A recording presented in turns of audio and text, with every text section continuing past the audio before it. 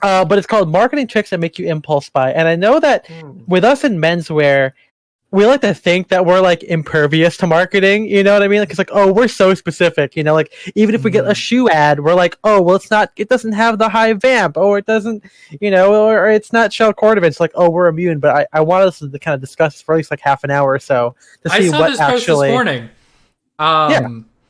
And my initial opinion was, I was like, yeah, I mean, this is right, but who is this for? Like, because I mean MFAs, you know, a lot of people there on MFA still shop at the mall, you know. Yeah, whatever. I guess that's right. But I was looking at this, and I was just like, yeah, this is all stuff that like kind of just comes naturally. Like, yeah. Well, let me go through the list here, then we can discuss it. And I was going to link it to something that Simon Crompton talked about as well. But here's it goes. So number one is brand affinity. So it's like you're more likely to impulse buy from a brand you're familiar with. You know, they talk. You know, they have like you got salespeople calling you, or you got emails like, we think you'll like this, or like personalized stuff. You know, targeted ads, targeted landing pages that make you feel closer to the brand, stuff like that. Number two, you got the good deals, GDs, as I call it. Of course. We all have you know, GDs. it's like, you know, and these are ones that you probably think of most, right? Like discount sales, buy one get one off, deals. That's free gift for purchase. You know, they add a sense of what the writer here says, a sense of value in your mind, right? Number three, you got advertisement slogans, which I don't think is that pertinent nowadays, but we can discuss that too. But like, you like indulge yourself, or just do it, or you know, like I'm reading a book on. I'm slowly going through a book on copywriting. It's like, you know, like create a sense of immediacy to like no longer will you have to blank when you buy this product or whatever. You know, you got all that kind of stuff. For number four, you've got store layouts. So like everything is like strategically placed. You know, like you have like a keychain, or at least in grocery stores, you put like cheap chips or like gum next to the checkout area because you can just grab it on the way out, kind of thing. Works on me. It's called. I love buying those keychains. Always buys gum. He always buys gum on the way out. I'm a gum maniac, dude. I chew gum like chain smokers smoke. That's how it is when I have gum. Like the singers. Like band, yeah. Closer. The band, yeah. I'm closer to Send gum. us a snap of right the underside of your desk. Yeah. I won't. And then number five, you got fear of missing out, but you could like limited edition, you know, like low stock, don't miss out stuff. Again, it kind of goes with like the copy kind of part of it.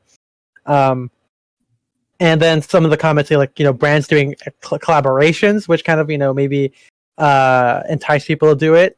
We think of like Supreme, but you know, there's like Carhartt. But there's like Carhartt X other stuff, and those are fucking cool too, right? You know, like Uniqlo, yeah, the Cause collab, or even like EG and Uniqlo. I mean, like that's pretty sick, right? That is pretty sick. Sick.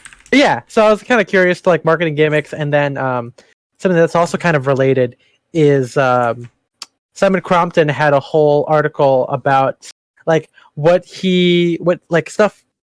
A compiled knowledge of other people or from his years of reviewing things about what you know, advice on how to start a menswear brand.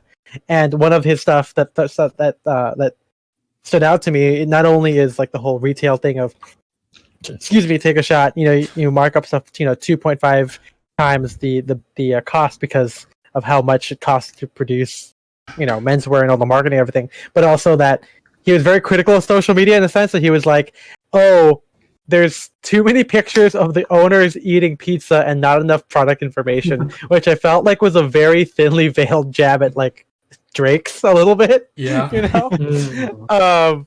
Which I thought was kind of funny. They love eating pizza over there. But that's also a marketing gimmick too. Like, oh, look, this brand's totally cool and approachable. I'd rather buy from them because they're not stuffy or whatever, right? Guys, I gotta be honest. I see a picture of someone eating a pizza. I'm not looking at their suit. What I want on my Instagram is someone standing at a flat angle and just with a white background so I can just see their suit. Yep. I think that's much more interesting. Listen, with neutral lighting head on, right? And I don't want to imply anything, but does anyone else think it's pretty suspicious that Drake's has stores in both pizza capitals of the world? Italy and New York. I think there's a conspiracy going on. Big Pizza's behind this. It doesn't have a store in Italy. Pizza. They don't have a store. Rome's falling. No, they don't. So it's just New York. Well, that's one of the capitals. I was about to say, wait, is London a pizza capital of the world? Because I was like, hold on. Or is like Seoul a capital of the pizza capital of the world? Well, maybe London nice is there a specific London style of pizza? Hey, they don't have a store in Chicago. Hey, I like that. We just lost all our pizza fans. Deep dish pizza. I like deep dish pizza is fine, but it's not my favorite. You know, it's okay. As MJ and I would say, it's okay to be wrong. It's basically lasagna without noodles and with. All right, guys, I'm gonna get out the gloves in a second. Lasagna. Who doesn't want lasagna? That's what I thought you were gonna say insomnia. So okay, let's rank the Midwestern pizza types because there's deep dish, there's Detroit pizza, which is the squares. What is that again? That's the squares. Okay, right? that's squares. Okay, let's look up. I'm gonna look up Midwestern. Look it up, Spencer. Look it up. And then there's I personally think we're more affected by pizza advertising than menswear advertising. Here we go. Let's talk about pizza, guys. So we got the deep food dish advertising. Yeah, we got deep dish. Stuffed deep dish. Oh, I also think that's Chicago. Another Chicago. So Chicago is overrepresented. That's like squares. Yeah. St. Louis. Then we have St. Louis. The best. So it's cracker. It's just like very thin, cracker like crust. Quad Cities. What's that? Oh, malt syrup. It has a sourdough like texture and nutty flavor. Jeremy says kimchi pancakes are referred to as Korean pizza. Hey, that sounds super good. Right now. That sounds and so then, good, dude. Of course, we have Detroit pizza. It's square. I feel like there's a more complete list of this because I've seen more. Yeah, there's like a grid. But maybe this is a topic for another stream. We're gonna have a pizza stream soon. I don't know. You opened a can of worms. We'll have one in the future when we run out of stuff. It'll be like I better be there, by the way. Pizza Wednesday or something. Pizza Wednesday. What do you think? We'll all get pizza. About, like menswear marketing stuff like that because I personally don't think I fall trap into into a lot of traditional advertising. I know that Drake's tracks cookies because sometimes sometimes Spencer and I will be chatting on we'll be playing Warzone at the end of it. We'll let's just go and see what's on Drake's. That's happened a couple times over this, and I know that sometimes I'll look at something and then I'll see it when I'm on Reddit and Reddit does do ads. In the corner it'll be like, oh hey look, there's that Drake's jacket I was looking at a couple of days ago that they probably have targeted and found out through my whole thing, and it's like, oh look, get it now. What does work is I don't even know if it's it probably is advertising, marketing, whatever, but when it becomes end of season sale and it's half off, that's I think I can speak for most of us here. Not all of us, but most of us are mid 20s and younger who maybe still be in college, trying to start out. So we're not able to readily drop retail price on things. I'm sure all of us still enjoy, if we could, we would, right? Not just to support the brands that we like, but just, the habit. It's a habit. Yeah. We have it. But we can't. We haven't done that, and we're just, if things are half off, it's like, I'll rather buy it. So when Drake's does the 30% off end of season, that's cool too, until hopefully the stuff that we really want is still there when it's half off. Or when Spear and McKay does their they've been doing a lot of sales recently. And that's kind of what gets me because we're not mature customers. We're not mature. I fucked this one up. If I bring in my marketing my marketing education, this is very basic stuff, but a client or a customer that is very dependent on price is not a customer that'll stick around because you want someone who will pay the retail price for it, and most of us do not do that. Yeah. I ring jacket stuff until it got on crazy sale. That's just the truth of it. But what about you guys? What works for you guys? Do you guys fall for cool, enticing copy, emails of what's recommended to you? I don't think so because I don't really buy based on ads, I buy based on word of mouth and things that I've seen my friends wear. Yeah, and usually it's like if I know guess we want to wear it before, like in advance, so it's not like we see the advertisement and then want to buy it. It's like we already know about it. I'm not trying to say I'm like this kind of mega mind who just is like completely impervious to all advertising, but generally that's not how I really buy my clothes, at least. I guess end of season sales, that's how you get me to buy your shit. Like if it's something that I would have bought anyway and then it's cheaper than I would have bought it, then yes, I will buy it. So are we saying effective marketing is is like giving me things for less money? So if brands really want to capture the Spencer demographic, they should give me discounts and free things, and I will buy from them. Yeah, because there's a difference between like seeing something and being like, "Oh my god, that looks great. I enjoy looking at this. This is fun. It's planting a seed. I like planting a seed." Well, no, there is a difference. There's a difference between, I see this, it's so good, I need to buy it now. But there's that, but there's also just like, okay, we're going to have these lookbooks, we're going to have our coworkers just like walking around New York. It plants a seed like, oh, now I'm thinking about that this season's tailoring or this season's knitwear. I see it again in this other photo. Oh, now they're wearing it. And this isn't even on Drake's anymore. This is just one of their just other people on Instagram. They're wearing that sweater. So you just see it around and that season style. And then by the end, maybe it had a really good impact on you. And the end of the season, it's July or whatever. And they're having it's July and the 50% sale is on. And you're just like, good, Billy, I remember how much I liked that when I saw it came out. Oh, look at that price. I'll get it. So I think if they make a good impression, it's almost like playing a long game. So that's the only times it would really affect me that much. If I see it and it really just makes an impact on me. But at those prices, there's nothing I would see and just like, oh yeah, I'm going to get that. How about those prices, Jack? Yeah. I just saw that one. Yeah. I want to pop up through the table. Mm-hmm. Do you guys ever critique those prices, Jack? Do we ever critique what? Critique ads, like, oh yeah, would have been better. All the time. I mean, I don't know. I was kind of thinking about this recently because it's something I said in an argument. But I'm a person that I think just cares about how things look in general. I care about aesthetics. I want things like I have a very specific way that not very specific. I like things that look nice.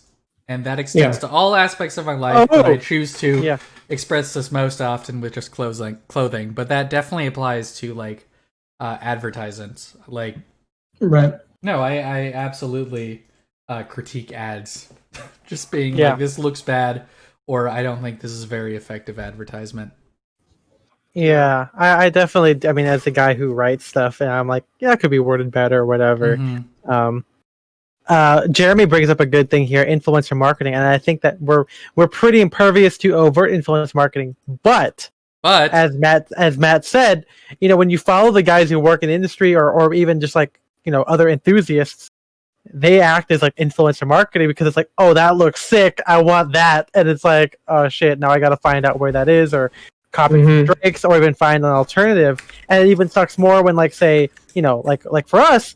I think that we wouldn't have enjoyed Drake's as much as we did until we started to like follow like Matt and Chase when they were still there, and it's like, oh shit, like that looks good, I mean, again, I'm probably being very kind to myself, saying it's like, oh, I never fall for ads, but I mean, a lot of this stuff is like, well, you don't fall for traditional ads, especially. Especially the Drake's ads. Just seeing everything, like all their lookbooks and everything,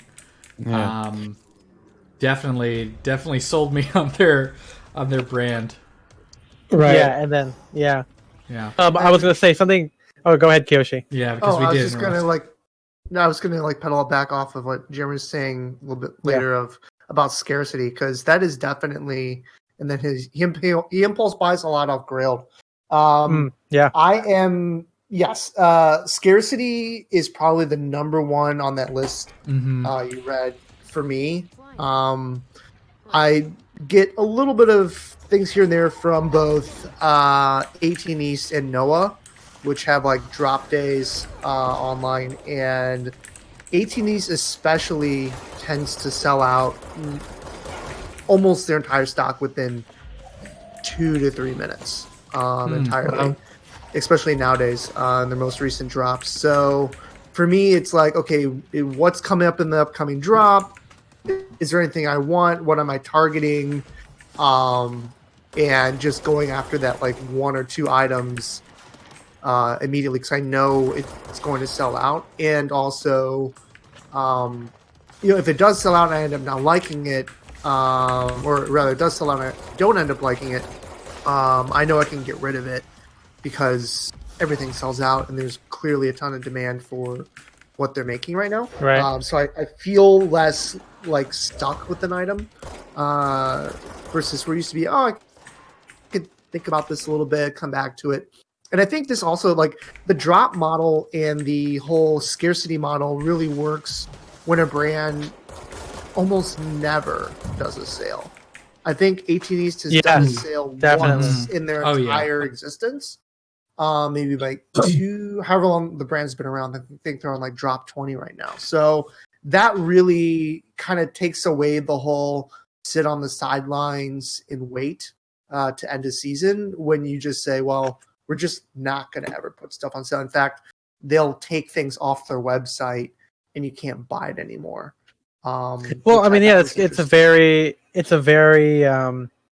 do you call it? It takes some like streetwear and designer stuff, because I don't know exactly if this is what Antonio's going to do, but the fact that archival fashion is such a big deal, anything that's just not sold, he could re-release in like 5 years and it might even be worth more than it was back in the day, right? Like that's just what, like all the Julia stuff that's coming back out, all the fucking Issey stuff, like it's all like they're all releasing their archives now, and they're fucking like, if you can't tell, I've been watching a lot of YouTube archival stuff in my free time just because I'm bored, and I don't want to watch fucking Kirby Allison when I'm bored. Like I'd rather watch something new.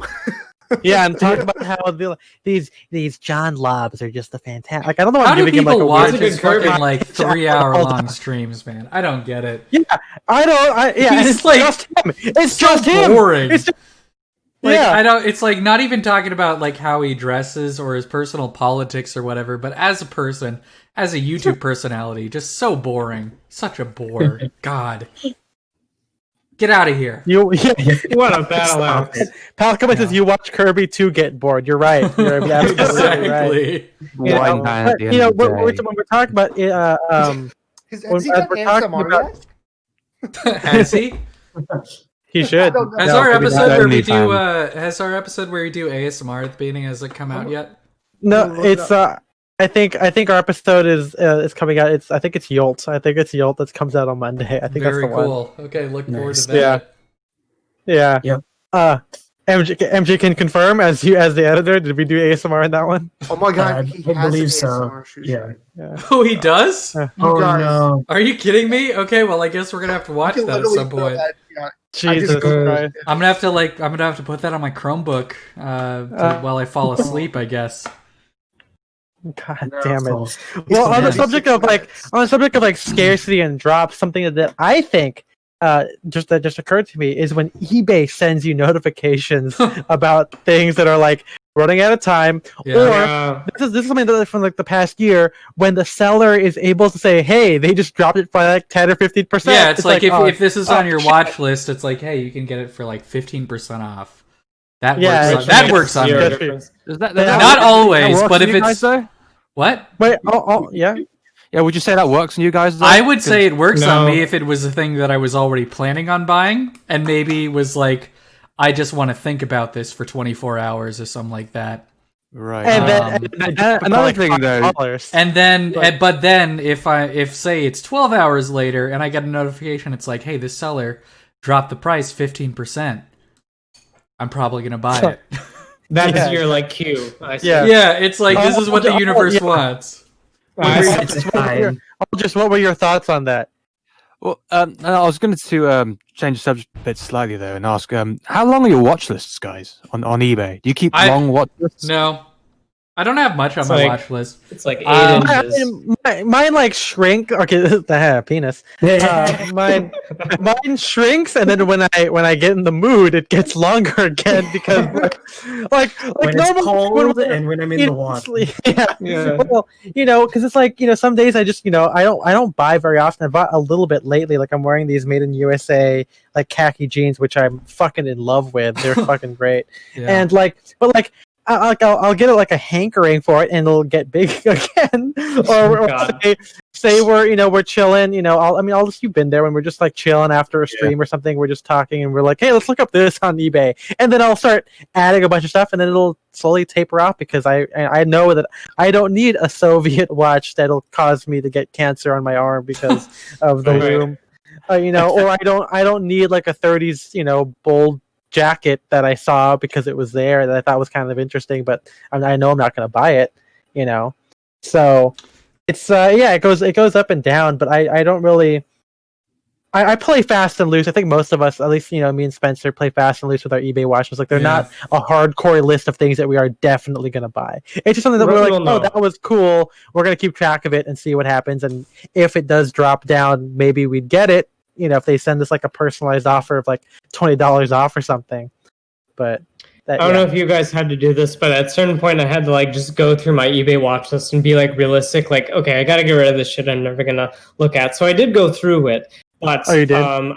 Yeah, I did it. But I need to go through again because there are some things like I saved a Drake's jacket I'm never going to buy because it's like hundreds of dollars or whatever. So I need to be like, make it more realistic and like get rid of some like Tom Brown $300 Brooks Brothers Black Phillies collaboration knitwear. That looks great, but again, I'm never going to buy that. So I think just make my watch list, like there are good pieces on it. I'm not really chomping at the bit to buy stuff, but like just to have more realistic things on there and less of the higher stuff. So when I do want to buy stuff, it's not crazy. I think that's probably the next step for me. Well, that's why I think having the Discord is great because now Spencer and I can like keep track of things and send stuff that we don't really care that much or that might not even fit us, and it's still cool, and we'll share it just to see that it's that. If it sells, to share with other people who might want to get it, or to just be like, "Hey guys, look at this fucking thing; it's cool." And we all are like, "That is cool," and then we just don't buy it. I will tell you what I have a lot of on my watch list, and that is like LVC or double RL stuff that people have like multiple sizes of. So it's not like a traditional listing where it's like, oh, here's like my LVC shirt that is a size medium or large or whatever. It is someone that for some reason has multiple LVC shirts like in multiple sizes. Be people buying like I noticed that with a lot of like Ralph Lauren stuff where people have clearly bought entire like size runs, maybe even multiple sizes. Yeah, like there must just be either dumping this off and like giving it to employees at a crazy discount rate and they're trying to arbitrage, or people are like hitting up certain polo outlets and getting like legit polo stuff that's actually outlet material, not rather than just made for the outlet. No, exactly. And posting it, which I'm very jealous of. Yeah, because I had time to hit outlets like that. Yeah, because other than that, a lot of the stuff that I watch on eBay, I gotta be honest, I usually buy stuff not that quickly, but if I know that I'm going to wear it a lot and I know that I'm gonna like it, I will buy it pretty quickly after I first see it. So there's some stuff that I have on my eBay watch list that I'm like, I might want this in the future, and then usually I don't buy it. But the stuff that I actually really want, I get pretty quickly.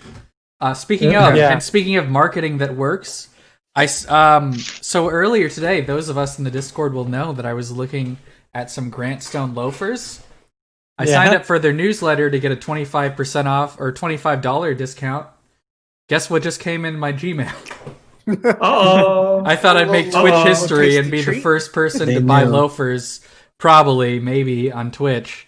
I'm not going to stream the shopping. Let us hear that click. I'm not going to stream the shopping window because I don't want you guys to see my address or credit card number or anything like that.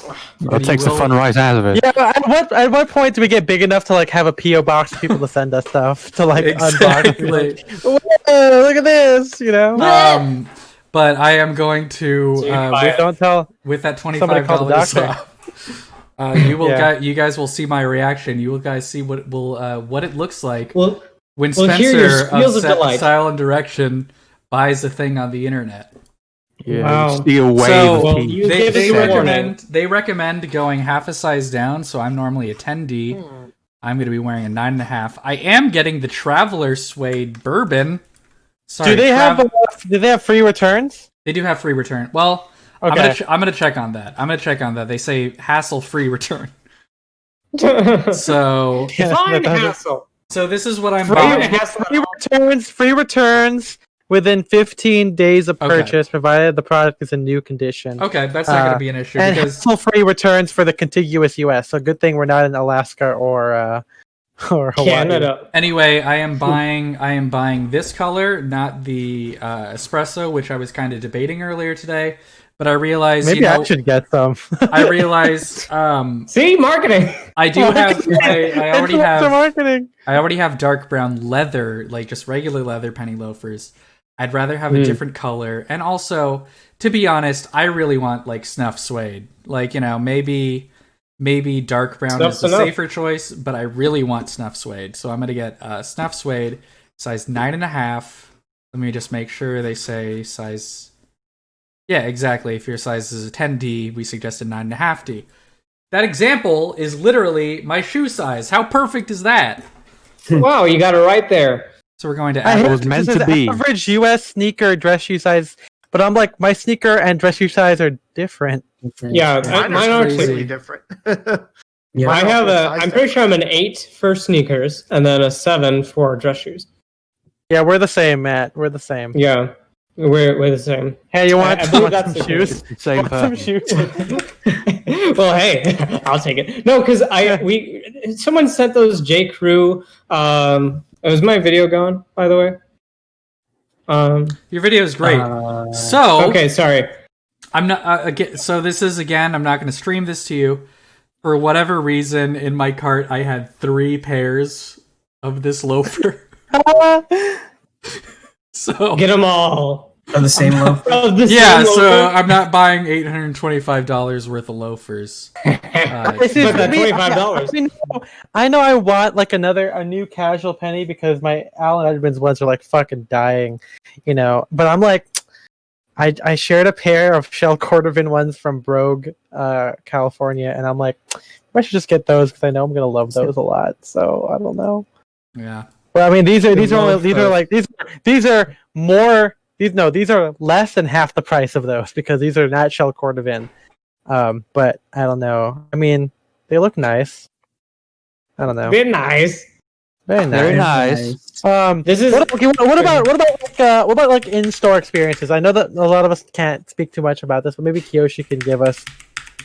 What about like the whole like they give you a glass of water, or maybe they even serve you a drink while you're shopping, kind of thing? Like what about have you guys had at least experience with that? I know we probably haven't bought that do that for us. I mean, yeah, like if you go to the Ralph Lauren store at South Coast, they give you water and shit like that. Yeah, but, supply too. To be honest, like my biggest thing is just like what is within like my budget, like what I am willing to spend. If I had more money, if I had like more disposable income, then I think it would work. It would work more on it would work more effectively on me. Yeah. But if I go into a very fancy place and they give me a glass of water, as nice as that is, if I can't afford it, then I feel like I don't belong there. I feel like whenever I've had that happen, like first of all, I think this kind of just is kind of like the precursor to me even going into shop is like I'm not going to go into shop unless I have a good idea of what their prices are, either from their website or just like knowing, and also like that I actually would be open to buying something. Like I generally don't go in stores just to like hang out, check the vibe. So that said, definitely for me, I'm always like, it always feels a little bit like the salesperson, and this is coming from someone who works in sales, is trying a little too hard to seem casual when they offer you like, oh, can I get you a beer? Do you want a water? Yeah. Do you want a sparkle? Yeah. I'm like, I'm actually here to look at clothes. Why are you trying to sell me a free glass of water? And I'm also very much someone that wants to do like an initial scope of the store, and then after I feel like I've taken everything in, I will hone in on something and ask the salesperson some questions, or like, ask someone stuff on sizing, because especially if it's something like folded up or something like that.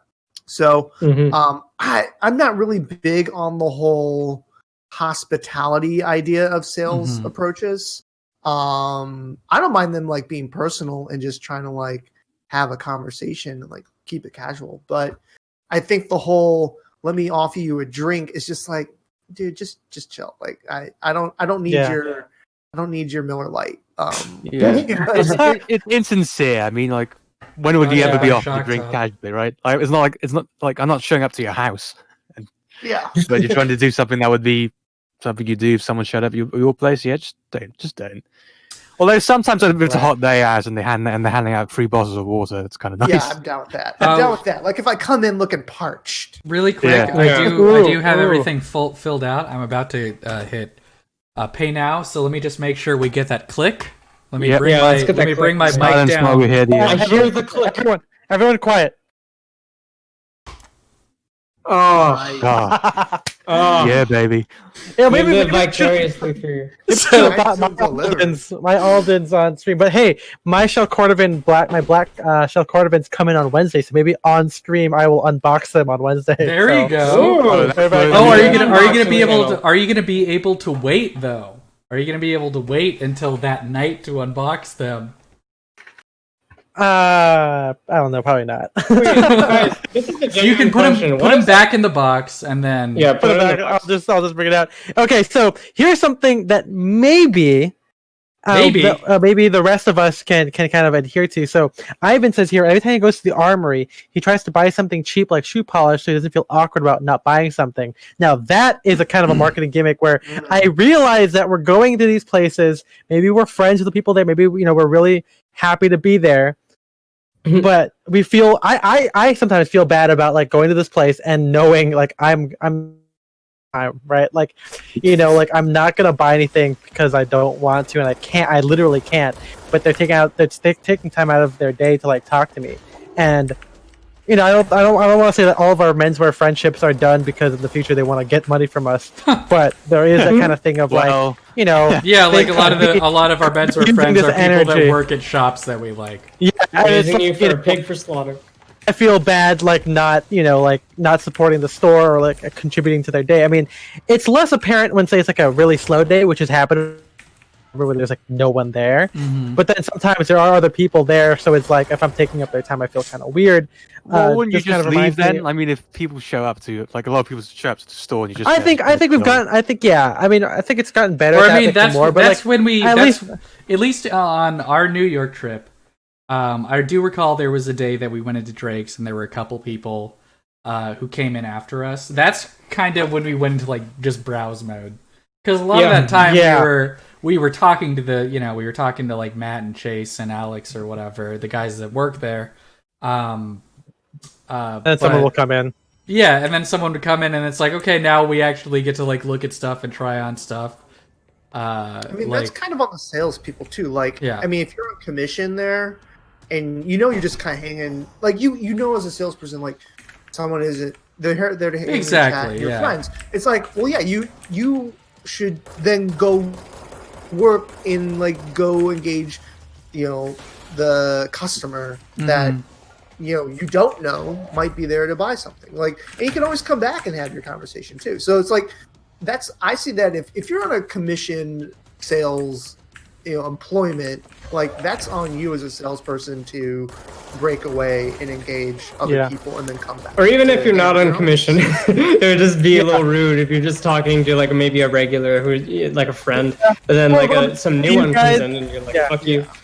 For sure. But do you guys ever feel guilty about going there? Because I know, like, I felt kind of that way, especially maybe earlier when, like, say, like, we'll go to, like especially I will go to, like, a vintage event, right? Or whatever. And usually at vintage events, usually since they're at like someone's house, someone's store, and they sell stuff, and it's like, okay, maybe I should get something. I don't know. Like I've done that before. Where, like I bought my first 2 pair of like vintage like 40s bow ties. I mean, I still love them, but I don't think I would have gotten them unless I was at an event, at like a grand opening of a store, and you know, like, oh, I should support and not just like go in there and eat their free charcuterie and stuff, right?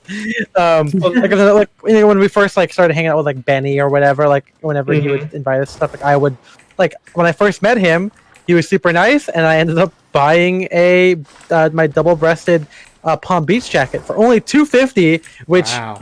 That's a good price, yeah. Yeah. But buying that, you bought that out of a obligation, in a way? I feel like it was a little bit of like, well, you know, he invited me and it's, it's like something that you were inclined to purchase anyway. Well, yeah, this is like also friendly stuff. In the moment, the FOMO, and you know, he gave me kind of a deal on it. So it's like all these marketing things in practice.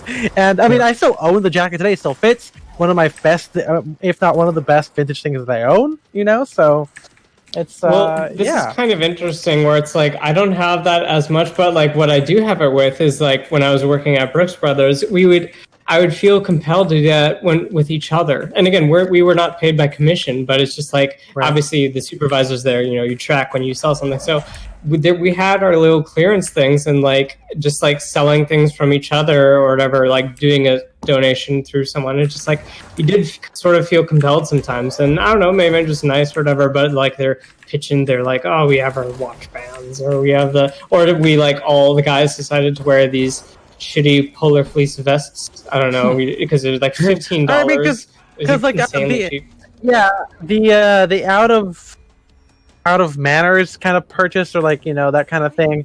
I've seen it more when I'm with friends who have a lot of money, or maybe not a lot, but like have more buying power than me. Like I visited people, and usually every time they visit, they'll buy like something, and sometimes it is cheap, just to like kind of like give like a reason for their visit. Like I've been with people who like visit Sid Mashburn. You know, I've had some friends visit me at Ascot Chang, and sometimes they're like, "Oh, maybe next time, like I would buy a shirt right now, but I can't." I'm like, "Dude, hey, don't worry. You're talking to the guy who doesn't buy a lot of stuff." Yeah. When I totally get it if you're not going to do that. But I think too, like on slow days in retail, you're just happy sometimes to have someone to come in and hang out and like just like something to do, and because 100%. Yeah. Because it's like, if you've got like a boss, it's like, why aren't you on the phone? Oh, yeah, exactly. No, yeah, exactly. It's like, well, I was talking to a customer for an hour and a half, and and it's dead anyway, so it's like, it looks like I'm gonna do, yeah. That was my favorite thing at like Menswear House or like J. Crew, any place that I worked retail. Whenever there was a customer that I was like, okay, I can just like talk to you for like 10 minutes. It doesn't have to be like about clothes or whatever. I could just kind of like kill time. But doesn't sort of like the pitch that becomes the marketing in a way, or the selling? I guess definitely. The marketing is outside of it, but like you're just having a conversation with someone who's like maybe also a menswear enthusiast, but you end up getting on a genuine riff. Like you talked about people who just like you introduce them to Alden's, or you talk about Barber. So it's just like then you get in these rabbit holes, and then they walk like that was a genuine thing. You weren't just trying to I'm going to sell you this. Like you're just like exploring interests, and that sells the stuff. That's my method, at least. You know, if I'm on the floor or whatever, like I try and have a genuine conversation. I find out what they like, because I mean that will inform what I show them. Because if I just say like, "Hey, we make shirts," you know, they might not be as inclined to like, you know, it's like if oh, they like this kind of a guy, like, oh, maybe you like our linen shirts, and then if they look at the linen, like, oh, what else do you have? Then it's like, okay, then you start, you know, expanding and whatnot. I think that makes it a better selling experience. Personally, I feel like some older guys may not understand. This is not thinly veiled. Yeah, parents just don't understand, but, you know, man. That's right. Kids just don't understand. Yeah, they don't understand. But yeah, I think like all these new marketing kind of stuff is interesting because, you know, I think again, being in menswear, because our stuff is so niche and so specific, I think that we're more aware of it. And Jeremy said earlier, there's a quote that says like, the more you're aware of advertising, the more you know how, like the more you're affected by it, which I think that again for us, I don't think it's with menswear, but I think a lot of us do fall trap in other ways. You know, like you know, like going to Target or something. I'm sure that's Yeah, we love going to Target. Like essentials. It's fine. I will be right back. RJ is always on. I have a question. Like, I feel like there is a difference between like posts that have people living in the clothes, so you see it just like in the wild, versus just something to see the clothes. It's like I love one of the accounts I forgot to mention. I love the husband's Instagram page, just to like see that stuff, because like they deliberately also just like cut off their heads, and I just sort of like it. I just like seeing the stuff. And Spear McKay did it for a little bit, but then they started having face models. I don't know, but I love just seeing the stuff. And then for Drake's, that's the lifestyle stuff. You get to see, and that's not all they do, but like you get to see people in it. Yeah. On that small note, before we move into the other topic, which I really want to get into. Is that Simon again said that whole thing about how there's too many sometimes he feels there's too many lifestyle stuff, and then I feel like product stuff does not translate well over Instagram, like a main story post. I mean, a main feed post. I think details work better in stories. Like when you're actually going to show and explain the product and deep dive into it. And I feel like if people want to know more, that's why they tap the product and then they click like learn more or whatever. Right. I think that if you put too much into product stuff, I don't think your Instagram should just be fucking like it shouldn't be your Shopify page. I feel like that's not conducive to creating a brand, because people who are on Instagram are not looking at a Shopify or like a product. No, it should be a lookbook, which is why then. Yeah, I don't understand where Sam was coming from there, really. I don't think he was being as critical, but like he did have like an off. Like I thought it was interesting that he mentioned that, which maybe again, he's also said that he doesn't really like social media in general. Like he doesn't use it as much. Like he's probably kind of guy who like he wants to go to this brand and see exactly what it is and then get it, which might work for him as a guy who is like very review based. But I think the greater world around like of social media is, I look at Instagram to see not just like, inspiration of like, of brands, but also like what my friends are up to. And it works if those two things can kind of align together, whether it's intentional or not.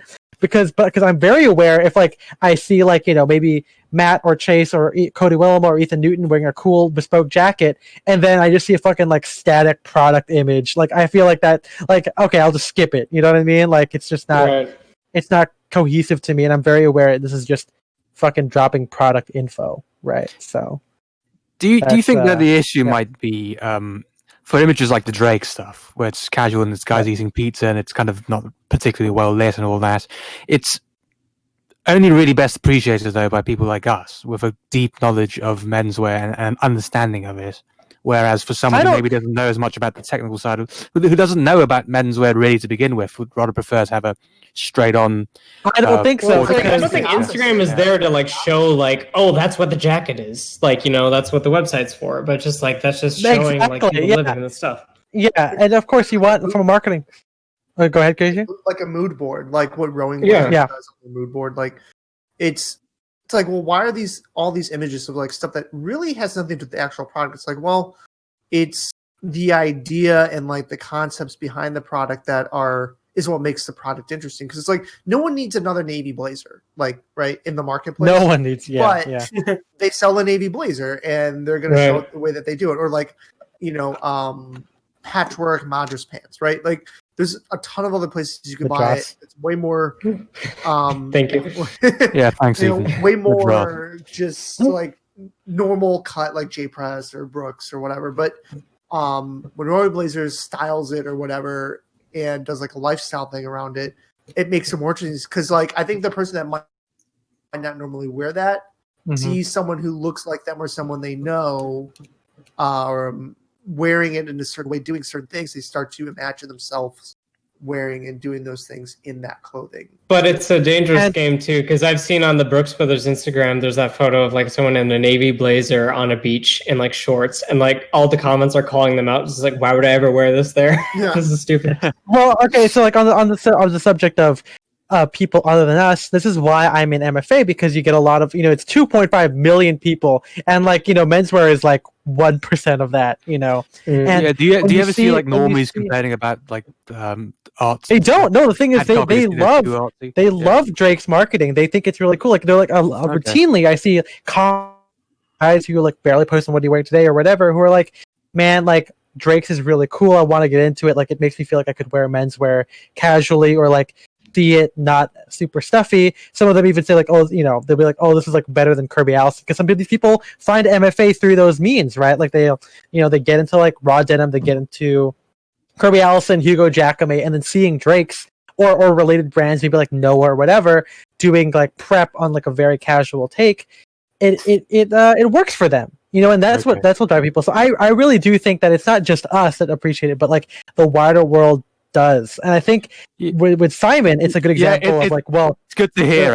I didn't think Simon was right in the first place, but I was trying to see if we could rationalize where he was coming from. Yeah, I think because again, Simon is like us in the sense. Yeah, but failing to rationalize it, I guess, with what you said about Reddit and most people liking Drake's ad copy, for example. I think Simon's projecting in a way, and you kind of talked about it before even. Simon's always struck me as a more technical sort of guy. Like if you read his stuff, he was always comparing very technical details about lapel width, the right lapel width, whether 3.75 was better than 3.5, etc., etc. Right. So he's always struck me as a more technically oriented person, and someone who approaches his clothes more in that way. And with that in mind, then I'm guessing he himself doesn't want to see as many pizza ads. That's exactly true. Yeah. Are we still because projecting? Can you imagine? Can you imagine Simon Cropton reviewing pizza? He'd be like, the crust is 3/8 of an inch thick, but the slice is, cut into eighths, which is diameter is. I'm like, he did say I've read something from him. Like he wanted to write about clothes the way he wanted to write. What he wanted to read from food reviews. Like he wanted that amount of technicality behind it. You know, that was like not fluff or whatever. So it's like I can see him. But you just said, and again, in regards to Simon, I think it's kind of like us taken to a degree where, like, you know, we think that we're very unsusceptible, I guess, to ads, right? And to him, as the guy who literally gets to pick a bespoke maker for whatever, it's like he's even beyond lookbooks and beyond like any kind of like lifestyle content, because he doesn't need it. He just wants to know, like, the fucking wash, the factory was made in, all that kind of stuff. That is what influences him, because this is a hot take, but I don't think Simon has, like, style per se. He just knows what he likes to wear, and he wears it. Like, it's not as, like, cohesive to, like, a lifestyle, personal mood board kind of thing. It's kind of like, I want to wear the best of what is possible. I think that's the point, yeah. And that is what his angle is. That's why he doesn't talk about, you know, anything, like he talks about like design, but from a very like functional or very dry aesthetic. You know, it's not from okay, this looks very Ivy, this looks very like soft, or this. He's just more like, okay, this is the kind of thing. Matter of fact. It's very matter of fact. And I think that's why he's, you know, again, very dispassionate and not. He's not into like you're never going to see him talk about a lookbook the way we do. So. No, because he's not into looks. He's into somehow mathematically calculating what looks best on him, like what is the best lapel width, the best type of shoulder construction for him himself.